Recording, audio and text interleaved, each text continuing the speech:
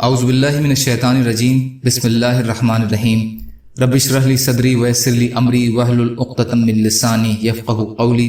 ریاض الصالحین دوسرا حصہ، احادیث نبی صلی اللہ علیہ وسلم۔ بات چیت میں بناوٹ کرنے، دانت نکالنے، تکلف سے فصاحت ظاہر کرنے کا بیان۔ حضرت ابن مسعود رضی اللہ تعالیٰ عنہ سے روایت ہے کہ نبی اکرم صلی اللہ علیہ وسلم نے فرمایا، تکلف سے کام لینے والے ہلاک ہو گئے۔ 3 بار آپ نے یہ بات ارشاد فرمائی۔ مسلم شریف۔ فائدہ: متنطعون سے مراد ایسے لوگ ہیں جو بال کی کھال نکالتے ہیں، لایانی بحثیں کرتے ہیں، عقل میں نہ آنے والی باتوں میں دخل دیتے ہیں، بڑھا چڑھا کر پیش کرتے ہیں اور گفتگو میں بناوٹ ظاہر کرتے اور مٹھاس اور بڑھا چڑھا کر چھانٹتے ہیں۔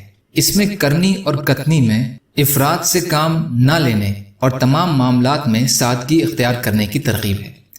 حضرت عبداللہ بن عمرو بن عاص رضی اللہ تعالی عنہ سے روایت ہے کہ رسول کریم صلی اللہ علیہ وسلم نے فرمایا، اللہ آدمیوں میں سے اس بلاغت چھانٹنے والے شخص کو سخت ناپسند کرتے ہیں جو اپنی زبان کو گائے کے جگالی کرنے کی طرح بار بار پھیرتا ہے۔ ابو داؤد، ترمذی۔ یہ حدیث حسن ہے۔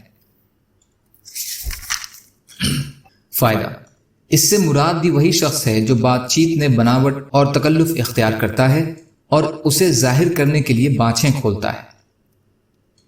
حضرت جابر بن عبداللہ رضی اللہ تعالیٰ عنہ سے روایت ہے کہ رسول کریم صلی اللہ علیہ وسلم نے فرمایا، تم میں سے مجھے سب سے زیادہ محبوب اور قیامت والے دن میرے سب سے زیادہ قریب وہ لوگ ہوں گے جو تم میں سے اخلاق میں سب سے زیادہ اچھے ہوں گے، اور تم میں سب سے زیادہ مجھے ناپسندیدہ اور قیامت والے دن مجھ سے سب سے زیادہ دور وہ لوگ ہوں گے جو تکلف سے زیادہ باتیں کرنے والے، بانچیں کھول کر بات کرنے والے اور منہ بھر کر کلام کرنے والے ہیں۔ ترمذی۔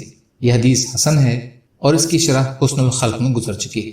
فائدہ: ان سب سے مراد وہ لوگ ہیں جو منہ بھر بھر کر اور رگیں پھلا پھلا کر بات کرتے ہیں۔ یہ سارے انداز تکلف اور بناوٹ کے ہیں جو شریعت میں ناپسندیدہ ہے۔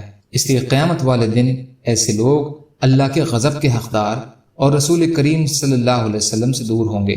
شریعت سادگی، تواضع اور قدرتی انداز گفتگو کو پسند کرتی ہے، اور یہ سب اخلاقی محاسن ہیں جو قیامت والے دن اللہ کی رضامندی اور نبی اکرم صلی اللہ علیہ وسلم کی قربت کا سبب ہوں گے۔